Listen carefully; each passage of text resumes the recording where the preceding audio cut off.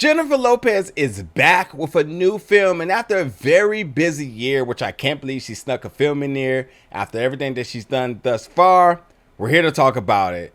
So without further ado, let's jump into the review of the new film, Atlas.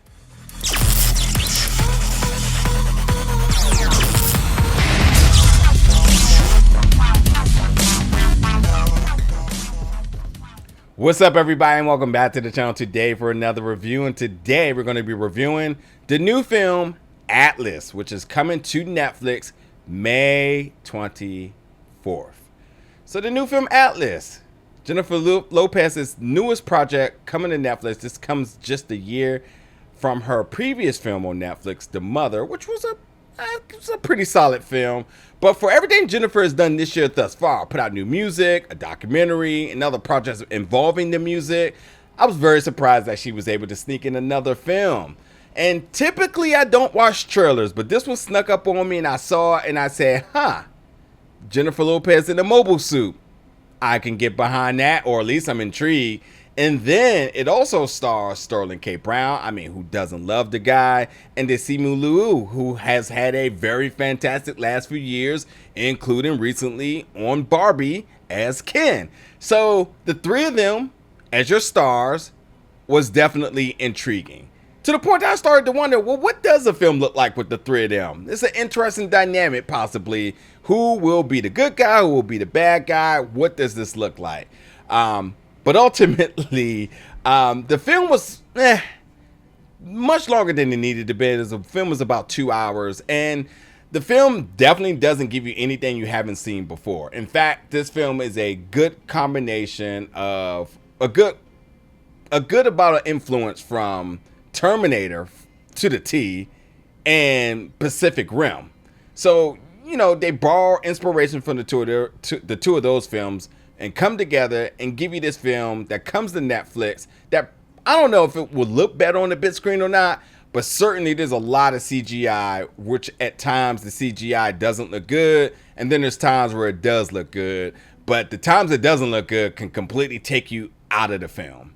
Like, it just doesn't at all look mesmerizing, or just, I don't know, it just looks really cheap at times, and it did nothing for me. But nonetheless, in this film, because we need to talk about what the film is about a brilliant data analyst, which happens to be Atlas Shepard, played by Jennifer Lopez, who has a deep distrust for AI, but finds it may be her only way, her only hope, when a mission to capture a renegade robot by the name of Harlan, who goes awry. So, Harlan Shepard, played by Simu Liu, which you now realize that the two of them share the same last name as Shepard, so there's some level of connection between the two of them. I don't need to get into that. You can check out the film. But with that being said, yes, there is a mysterious past between the two of them.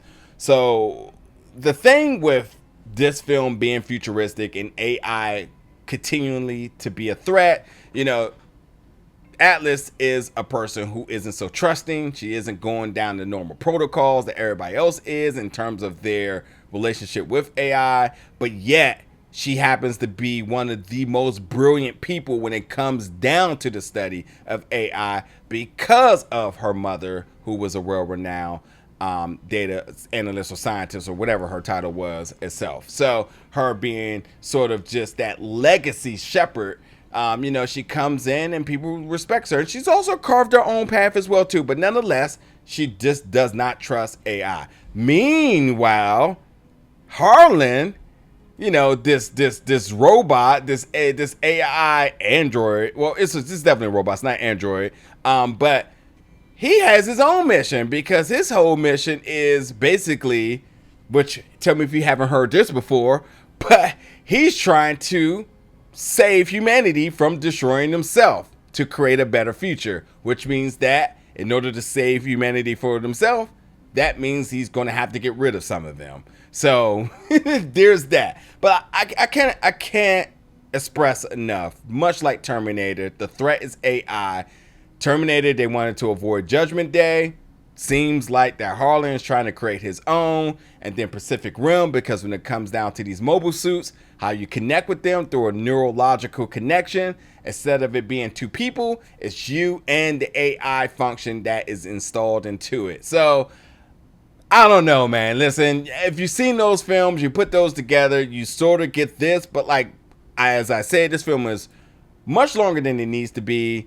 And when it comes down to the CGI, at times, it just isn't good. And it just totally takes you out of the film. And there's times that it is good, but there's a lot of times where it isn't good. The third act of the film, I think, is pretty solid because Simu is fantastic in this film. As a villain, which wasn't on my things to do list, he's great. He's absolutely great. You know, first of all, he's great as Shang-Chi as a hero, but he plays the villain very well as too. So this guy just has so much range, and with him being very serious and stern in this, and then Barbie having a lot of charisma and more bubbly, and then Simu as Shang-Chi, you see him as a hero, determined, but also still trying to figure things out. I mean, he has just fantastic range, and he continues to show why he's one of the premier actors in Hollywood. Sterling K. Brown character, on the other hand, as Colonel Ellis Banks, he's not in the film much at all, but I will say for the moments that he is, he makes the best of them, even this very gruesome moment with him. But Sterling K., I mean, for what it's worth, you put him on the film, that's going to draw another audience, and that's definitely a positive in their note. But nonetheless, going to J-Lo as the lead, I didn't love her performance. I didn't hate it. But what I did enjoy was her banter, and her banter with the AI that she has to cooperate with, whether she likes it or not, who is voiced by Gregory James Cohen. The AI name is Smith.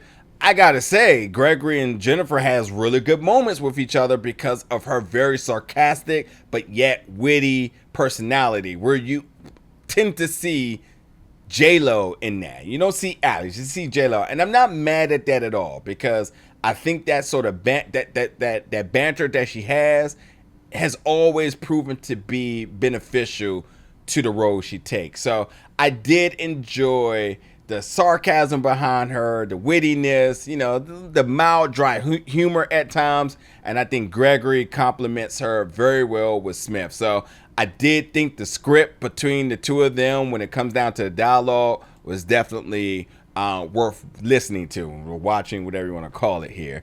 But also too, like, you know, Atlas, this character has a stubborn background. So like understanding her involvement in this AI war, I thought they really wrote the character as well too, because I think a lot of folks who is still on the limb about AI would probably end up having the same bit of hesitations and reservations that this character has. So you sort of start to connect with this character a little bit. But beyond that too, this character does have a very complicated past filled with emotions, trauma, and so on.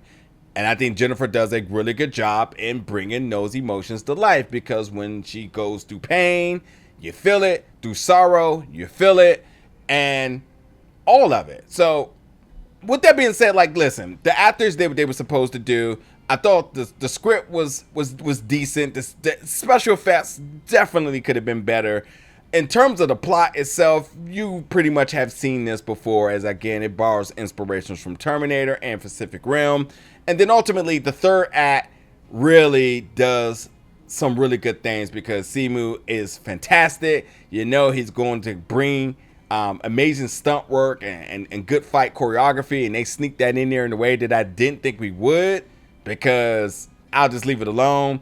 And to that point that I'm kind of dancing around, the special effects, I wasn't overly impressed about how the mobile suit designs looked.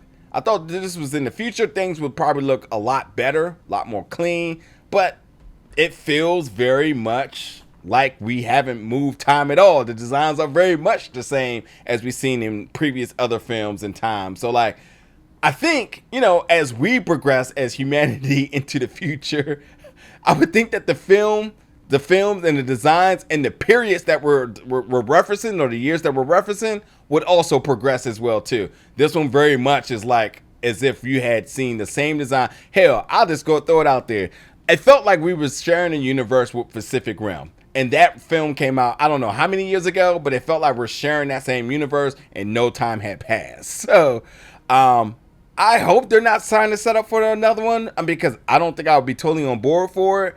But the film is exactly where it needs to be, and that's on Netflix. Because if it was in theaters, I probably would tell you to probably stay at home and wait till it got on the Netflix. But it is on Netflix, May 24th.